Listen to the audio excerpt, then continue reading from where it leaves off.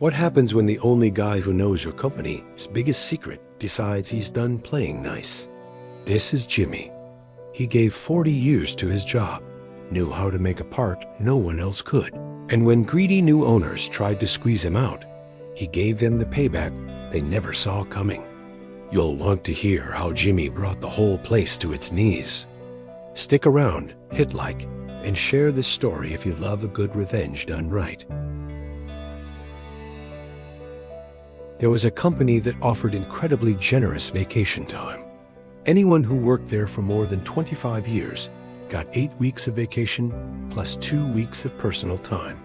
It was a family-owned business, but fairly large, running 3 shifts and employing over 250 people. Enter Jimmy. Jimmy was a grizzled old man who had started at the company when he was just 20. By 63, he had 0 cares left to give. He also happened to be one of only 2 people in the entire company who knew how to make a very specific, crucial part for their product. One day, the plant owner came out and announced that he was selling the company to a big corporation. He was older and ready to retire, and he promised everyone there would be very little change. He wished them well. But the new owners had other plans. The first thing they did was cut the benefits. They slashed everyone's maximum vacation down to 4 weeks and eliminated personal time altogether. Anyone with more vacation banked had until December 31st that year to use it or lose it. They refused to pay it out. Then they moved into the office and fired a lot of people who were close to retirement, including Jimmy's backup. They also made one big mistake. They scrapped the rule that vacation had to be pre-approved. Now any employee could just call in and take their time off. Jimmy was furious, and the new management knew it. They realized too late that he was now the only person in the entire building who could make that specialized part. So they hired a young new trainee for Jimmy to teach, hoping to quietly replace him. Jimmy had other ideas.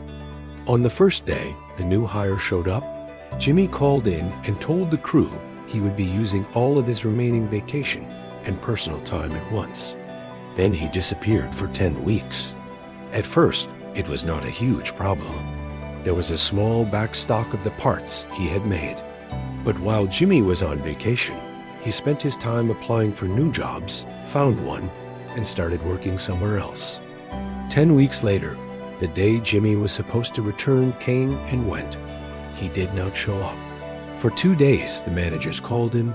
They even drove to his house, but there was no sign of Jimmy. On the 3rd day, Jimmy finally called in just to resign over the phone. Management lost it. The part Jimmy made was specialized and patented by the original founder. You could not just hire someone off the street to do it. In the end, they had to crawl back to the retired owner and pay him to come in and teach new hires how to make the part. When he heard how the corporation had gutted his old company and treated his people, he was furious. The last anyone heard, he charged them a 7-figure contract to retrain the crew. The corporation had no choice but to pay up or risk shutting the whole operation down. Jimmy got his sweet revenge, and the company learned what happens when you mess with the people who keep the gears turning. And that is the beauty of malicious compliance, playing by the rules just wrong enough to prove a point.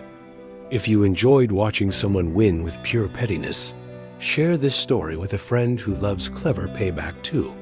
Do not forget to like, subscribe, and stick around. There is plenty more where this came from.